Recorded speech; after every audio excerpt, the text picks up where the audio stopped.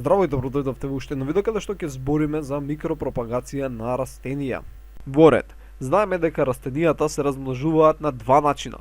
Првиот е генеративен, односно полов, каде што на крај добиваме семе, односно сме имале женски плодник кој бил оплоден од страна на полен, се добило можеби плод и во плодот имаме семе. Така, и тоа семе сега може да се користи за да се добие ново растение. Вториот начин е вегетативен, односно без полов, каде што се изолира одреден растителен орган, може и ткива и клетки, кои понатаму од нив може да се регенерира цело растение. Така, значи, сигурно сте виделе од еден лист да се земе, така да се земе лист и да се постави во, например, саксија, каде што ќе има вода, или некој сад каде што ќе има вода, така и тој ќе си пушти коренче. Во ред, значи тој ќе пушти коренче и сега од овој лист ти ќе го пренесеш, нели, на почва и ќе можеш да регенерираш растение. Истото можеш да го правиш од некакви си изданоци, стебла, така, значи парчиња од цвеќе, ко гранче едно и после гранчето го буцнуваш и од гранчето можеш да добиеш цело цвеќе. Ова сигурно сте го виделе, така? Или пак луковиците, така например на кромидот, гледаш како рти некогаш, така или компирот. Значи може тие да се користат за да добиваме ново растение, иако не се семе. Во ред. Сега, кога збориме за вегетативно размножување во инвитро услови, разликуваме три метода. Значи вегетативно во инвитро. Идеме сега доле. Значи овие се трите метода кои ги користиме во инвитро услови за да извршиме вегетативно размножување. Вред, и во ова видео ќе збориме за микропропагација, додека во наредните две видеа ќе збориме за органогенеза и за соматска ембриогенеза. Значи, микропропагација или пак наречено микроразмножување е метод на мултипликација на апикални или аксиларни пупки изолирани од инвиво растение или пак од изданоци изолирани од инвитро растение. Вред, значи ние можеме да вршиме вегетативно размножување изолирајќи апикални или аксиларни пупки од растенија кои се наоѓаат во природа или пак изолирајќи изданоци од инвитро растенија. Во ред? Океј. Методот на микропропагација се разликува од класичното вегетативно размножување и се разликува во неколку аспекти. Првиот аспект во кој се разликуваат е дека при микропропагација се добиваат здрави растенија, односно растенија кои се ослободени од патогени организми, додека при класичното вегетативно размножување тоа скоро никогаш не е случајот. Вред. Втора работа во која се разликуваат е при микропропагација се користи многу мал почетен материјал. Вред. Бидејќи ние користиме вештачка подлога која е оптимална за раст. Така што можеме да користиме многу мали почетни експлантанти, всушност, нели, што зависи што ќе изолираме, и од него да добиеме растение. Додека ти ако би култивирал, нели, на почва, ти не можеш да ставиш што било. Така, значи мора да е поголем дел, поголем орган, така поголемо гранче треба да ставиш. Значи тоа е втора разлика. Трета разлика е дека при микропропагација можеме да контролираме во кое време од годината, така, односно кога сакаме да го добиеме растението. Без разлика дали е зимо или лето. Така, сакаш тогаш ќе го добиеш. Нели ќе се испланира за колку време од прилика расте и ќе се направи култивирање и ќе го добиеме растението. Четврта разлика, всушност не е толку разлика, но убаво е да се потенцира, дека при микропропагација секогаш се добиваат генетски растенијата што се добиваат се генски идентични со донор растението.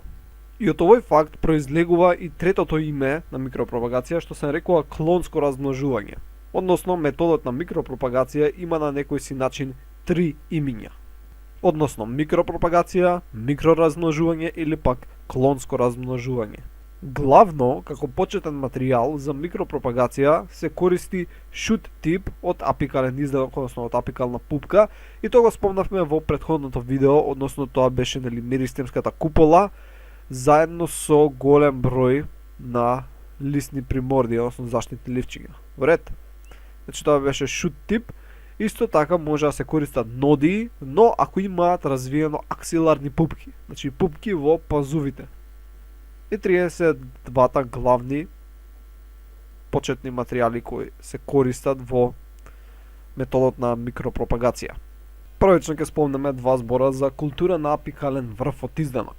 Значи, апикалниот врв може да се користи за добивање на здрави растенија. И тоа ќе иде преку култура на меристемин, тоа што го разгледавме во претходното видео. Бидејќи апикалниот врв содржи меристем, може да го користиме за култура на меристемин да добиеме здрави растенија. Сега, главно се користи шут тип, така нели спомнавме, каде што имаме меристемската купола, плюс голем број на пара на лисни примордии, бидејќи ако користиме многу мали изданоци, има многу голем процент на неуспешност. Во ред, значи тешко е да се регенерира растение од мал експлантант, значи само од куполата. Често се јавува калус и прави проблеми. Значи се користи шут тип. Во ред. Сега, може да се користи апикалниот врв од изданок за метод на аксиларно гранење. Односно апикалниот вакво изданок, односно врв, се поставува на подлога каде што има висока концентрација на цитокини. Така, има многу цитокини кои всушност инхибираат апикална доминација. И всушност во тој апикален врв почнува да се појавуваат аксиларни изданоци. Во ред, значи добиваме аксиларно гранење и после од тие аксиларни пупки, така, можеме да ги размножуваме растенијата. Во ред. Наредена е култура на поединечни ноди. И како што си кажува самото име, едноставно се изолираат ноди. Но, треба да се запази тие ноди да имаат развиено аксиларни пупки. Во ред, значи тоа се пупки кои се наоѓаат во пазувата. Ако имаат аксиларни пупки, тогаш се изолираат, се ставаат на хранлива подлога и они ќе пораснат. Така и сега ова е истата таа, само што е порасната. Например, дека се појавил лист и дека се појавил нова нодија, така дури развила апикална пупка. Сега, кога ќе го добиеме ова, од него можеме да вадиме нови. Така, значи можеме да вадиме нови делови, нови ноди, кои сега можеме да ги култивираме и со тек на време ќе го зголемиме бројот, нели, на култури кои ги имаме и после некој време кога ќе имаме доволен број, можеме да почнеме да ги аклиматизираме така на надворешни услови и со тек на време нели ќе добиеме голем број растенија. Овој метод не се употребува за растенија кои имаат розети, бидејќи многу често се јавуваат инфекции. И тоа беа двете главни култури кои ги користиме при микропропагација. А сега ќе видиме каква е постапката за микропропагација на растенија. Подетално ќе ја разгледам. Ајде да ги видиме постапно фазите за микропропагација на растенија. Првично имаме нулта фаза, која често и не се спомнува, таа е подготвителна фаза, па следи прва фаза, која опфаќа воведување на растението во инвитро култура. Односно го зимаме и го инокулираме на подлога. Океј. Потоа следи втора фаза, каде што го размножуваме дадениот експлантант. Значи ќе добиеме многу изданоци од тој. И трета фаза, кога ќе ги имаме тие многу, ќе започнеме да ги вкоренуваме. И кога ќе ги вкорениме, ќе започнеме четврта фаза да ги аклиматизираме и да ги пренесеме во надворешни услови. Во ред? И овдека имаме слики како тоа би изгледало. Фаза 1, имаме поставување на експлантантите, така ги инокулираме на подлога, ги размножуваме. Фаза 2, имаме фаза 3 каде што се вкоренуваат и од кога ќе се вкоренат ги аклиматизираме. Фаза 4.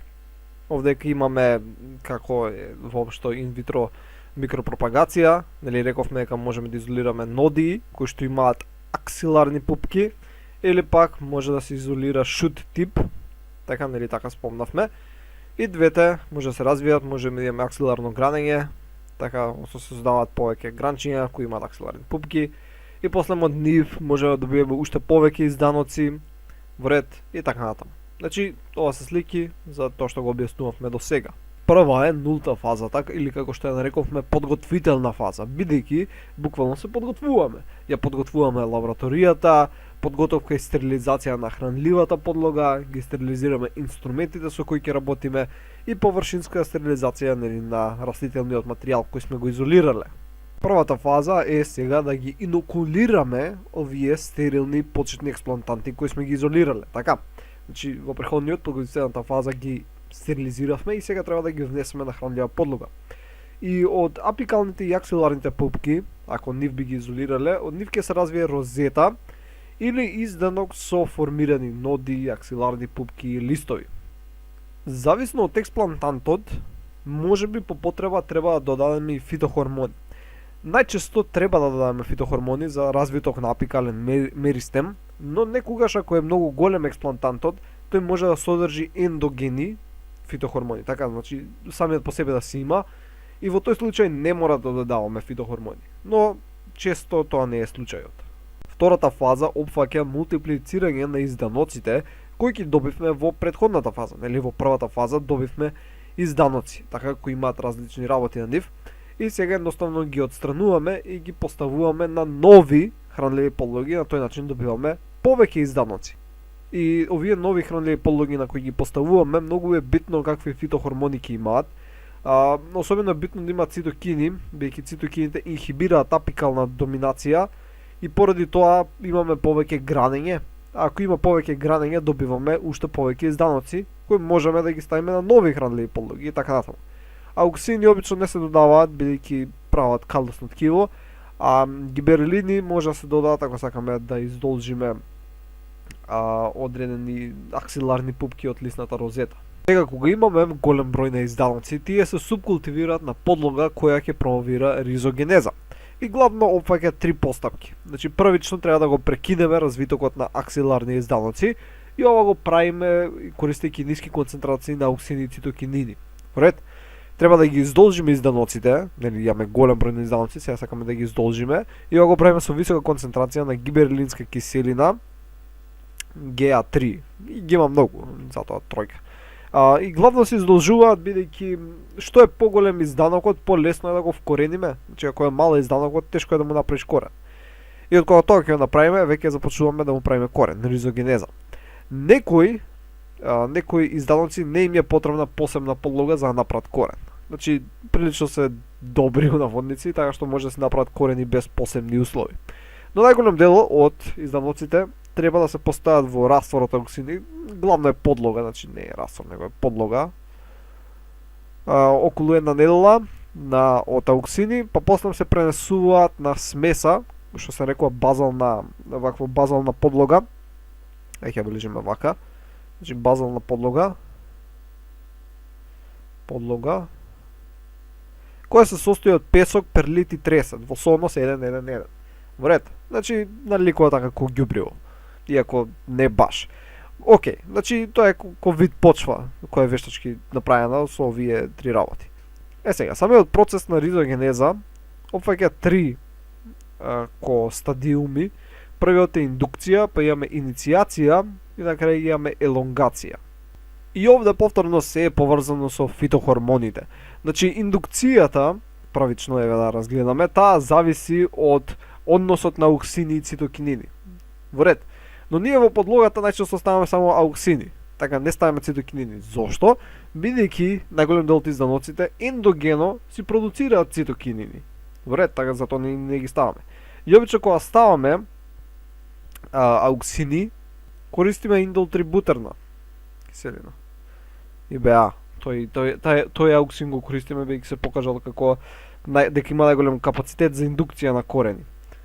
Но кога се користат ауксини, не се користат во големи концентрации, значи ова го додаваме во мали концентрации, бидејќи освен што има ендогена продукција на цитокинини, има и ендогена продукција на ауксини. Во ред, значи не ќе да претераме бидејќи ќе почне да се прават калуси. Во ред. Ако почне да се прават калуси, нема да се прави корен, а ние сакаме да направиме корен. И затоа треба да се пресмета убаво колку треба да се стави од се. Си има протоколи, зависно од зависи кој изданок го имаш, колку треба да додадеш, зависи што сакаш да постигнеш и така натаму и така натаму. И од кога ќе поседи во оваа подлога, нели после една недела од прилика се пренесува на оваа базална подлога. Така, значи првен седи една недела од дека за да започне да се елонгира коренот во оваа подлога и една недела од кога ќе помине се пренесува на песок, перлит и тресет, каде што ќе почне нормално да се развива коренот. И на крај ја имаме четвртата фаза, која е фаза на аклиматизација, односно успешно да ги пренесеме овие растенија кои сега ги добивме од клима комора во надворешни услови, без при тоа тие да изумрат. Сега, зошто би умреле, така? Бидејќи регенераните растенија кои до сега ги добивме се многу осетливи на различни биотички и абиотички стрес фактори. Поради тоа што они до сега растеа само во оптимална средина, така, они немаат ништо за што да се грижат. Налик замислете си како деца, така, значи не се соочени со унаводници суровиот надворешен природен свет, така, на променлива температура, на променлива влажност, на сите бубачки кои се надвор, така, вируси, сончева светлина, ветрови и така натаму. Сега ќе разгледаме некои одлики кои ги имаат инвитро растенијата и ќе видиме зошто всушност не можеме одма да ги ставиме нели во надворешни услови. Тие првично, значи имаат слабо развиена кутикула и епитикуларен восок. Сега, зошто е слабо развиена кутикулата? Бидејќи они кога живеат во инвитро услови, односно нели во стаклен сад, влажноста на воздухот овде е приближно 100%, така 90 до 100%. Ако е толку голема влажноста, не треба да има кутикула, бидејќи кутикулата на листот, тоа е како еден слој од горната страна на листот, така, служи за да го заштити од премногу голема транспирација. Така, значи има како заштитен слој, нали, како мрсно така, која го штити од преголема транспирација.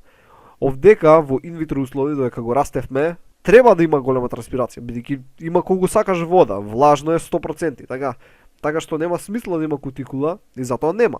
Али ако го изнесеме во надворешни услови без кутикула, тоа одма ќе суши. Друг проблем, бидејќи кога го отледуваме во инвитро, освен нели што има 100% влажност, исто така си има и постојано доволно вода. Така, поради тоа, стоминиот апарат релативно секогаш е отворен. Така, ајде дека ќе заклучам вака. Значи, нарушена функција на стомин апарат. Оно е научено цело време да испушта вода. Така, цело време му е отворен стоминиот апарат, водата се излегува постојано. Те ако такво го земеш го однесеш во природни услови, исто така ќе суши, бидејќи оно си е научено цело време да изфрла вода. Значи, тоа се два големи проблеми. Друг проблем е, они не се уште научени на строго автотрофен начин исхрана. Они се научени на хетеротрофна исхрана. Бидејќи нели знаеме дека во подловата ставаме сахароза која ќе биде извор на јаглерот, така. Значи, они не се толку подложни да си го користат сонцето. Си се навикнати да им биде храната достапна и не мора да работат за храна. Али во природни услови храната нема да им биде достапна. Они ќе мора да заслужат. Така, мислам ќе мора да направат со помош на сонцето и CO2. Сега, тоа е проблемот. Бидејќи се научи на хетеротрофна, а треба да преминат на автотрофна, односно фотоавтотрофна. Но не може тоа така лесно да го направат, бидејќи имаат слабо развиени тенки листови. Во ред, значи немаат доволно палисадно ткиво. Мал број на палисадни клетки на единица површина. А тие ти требаат за вршење на фотосинтеза, бидејќи во палисадните клетки главно имаш многу голема количина хлоропласти. Големи интрацелуларни простори со воздух во мезофилот. Тие исто така пречат при процесот на фотосинтеза. Дури и да има успешна фотосинтеза, има слабо васкуларна поврзаност на корен со изделок. Така што ќе настане еден проблем во пренесувањето на материите. Така, например, ти ако имаш слаб кардиоваскуларен систем, не можеш да функционираш оптимално, така.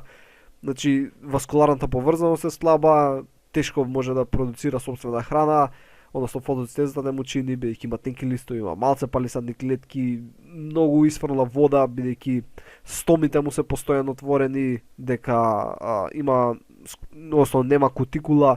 Значи има голем број проблеми кои би биле проблем, нели, ако би го однеле растенијето одма во надворешни услови. Бидејќи едноставно не е навикнато. Одно си е навикнато на се да му е супер. Дори овдека сега ќе спомнеме дека и коренот нема коренови влакненца. Во ред, значи нема коренови влакненца, него си е само така како еден корен, што не е оптимално. Така, значи нема коренови влакна. Односно, ако би го ставиле во природни услови, многу малку материја ќе абсорбира. Добро, и сега како го одвиваме процесот на аклиматизација? Првично, значи, нели, растенијето си се наоѓа во стаклен сад, во агар, така. Па сега ќе го отстраниме од агарот, во ред, значи ќе го отстраниме од агарот и ќе го пренесеме во нов сад, така дека било растенијето. Сега го отстрануваме и ќе го пренесеме во нов сад, каде што нема сега да биде поставено на агар, него ќе биде поставено на смеса од песок, перлит и тресет. Во ред, значи на смеса, која е смеса од песок, перлит и тресет во соодност 1:1:1. И се поставува сега во таа смеса, но не се поставува надвор. Така, значи само се менува подлогата, али се уште го чуваме во клима комора. Така, значи овде се уште е во клима комора. Овој сад. Така, песок, перлит и тресет, но во клима комора. Каде што овака седи околу 7 до 10 дена. Вред, значи околу клима комора 7 до 10 дена. И постојано ние ги променуваме условите во клима комората со цел да бидат се послични со надворешните. Ама тоа го правиме многу постепено. Односно што правиме? Постојано така ја намалуваме влажноста. Вред, ама ја намалуваме со многу мала стапка. Значи полека намали. Се додека не стигнеме до влажност, нели, која е во надворешната средина каде што сакаме да го пренесеме. Исто така, освен што се намалува влажноста, нормално ја сменивме подлогата, така што нема да може да се исхранува хетеротрофно и ќе мора да започне автотрофно да се исхранува. Но се уште се чува во асептични услови, значи не сакаме да имаме инфекција, бидејќи ако се појави инфекција уште не е спремно за тоа. Но главното што го правиме, намалуваме влажност, контролираме колку имаме CO2, колку имаме кислород и колку ќе биде температурата. Вред, значи контролираме тие работи и постепено, пополека ги наметнуваме да бидат како тие кои се во надворешната средина. И после даден временски период, зависно од растение до растение, ќе биде спремно да се пренесе во надворешни услови. Односно, оваа смеса песок, перлит, тресет ќе се стави во почва, во саксија, па надвор, па таму, нели, потоа ќе се засади каде што треба да се засади. Сега неколку зборови за како влијае кој стадиум на развиток е растението врз тоа колку ќе биде успешна инвитро културата. Главно, помлади растенија имаат поголем регенеративен потенцијал. Во ред, и затоа сакаме да користиме помлади растенија, бидејќи има поголеми шанси дека инвитро културата ќе биде поуспешна. И затоа, ако имаме постаро растение, имаме тенденција да го рејувенилизираме, односно сакаме да го рејувенилизираме, да го подмладиме. И ова се прави со примена на култура на меристем, резници, адвентивни изданоци, соматски ембриони и така натаму. Сега, добро, тоа е за најчистите култури, но што правиме со дрвенестите растенија?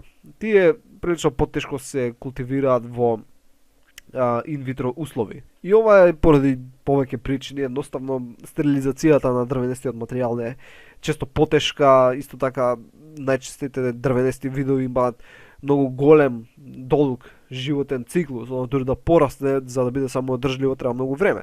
Додека ти ако одгледуваш инвитро некоја трева, она одма расте. Во ред. Исто така процесот на рејувенилизација е многу потежок кај дрвенестите растенија. Дрвенестите растенија исто така излачуваат и токсични материи во подлогата и така натаму и така натаму. Значи има проблеми со дрвенестите растенија, но може да се направи, не дека не е возможно, но најчесто треба да се имаат по добри услови за тоа да се изведе. И за крај само ќе разгледаме некои предности и недостатоци на микропропагација на растенија. Значи првично предности, значи растенијата во инвитро можеме брзо да ги размножуваме, да добиваме многу голем број, многу голем број на растенија во кое било време од годината. Така, значи нема врска, зимо, лето, нема врска. Добиваш голем број на растенија. Тие ќе бидат родителски клонови, што е погодно, например, за одредени сорти на растенија кои сакаш да ги сочуваш. Ќе имаат повисок квалитет во однос, ќе бидат здрави, така ќе бидат ослободени од патогени. Може да се користат инвитро културите како ген банки, така нема да влегувам во ова. И може да се размножуваат стерилни растенија. Например, имаш одредено растение кое е стерилно, дали поради цитоплазматична машка стерилност, нели зашто се користеа протопласти за да се отстранат митохондриите. Или пак некои други причини, и такво растение, например, не можеш во природни услови да го размножиш, али можеш со инвитро. Сега, некои недостатоци. Можат, односно имаат ниска генска стабилност на регенерираните растенија, уред, имаат сомаклонска варијабилност, значи одредени соматски клетки може бидат различни. Некои растенија тешко се аклиматизираат, значи не можеш сите од инвитро да ги пренесеш во надворешни услови, бидејќи фазата на аклиматизација не може да поминат. Дрвенестите растенија тешко се култивираат во инвитро, значи можеш само најчесто со некои треви работиш, некои билки и така натаму. Така, значи не можеш со некои јаболки, круши и така. Можеш, али потешко е. И требаат големи финансиски средства да се започне, одржува, да се произведуваат инвитро култури и така. Значи не може секој дома да си започне да си го работи ова. И тоа беше главно се за ова видео, се надам дека научивте што ново и ќе се видиме во наредното видео. Довидување.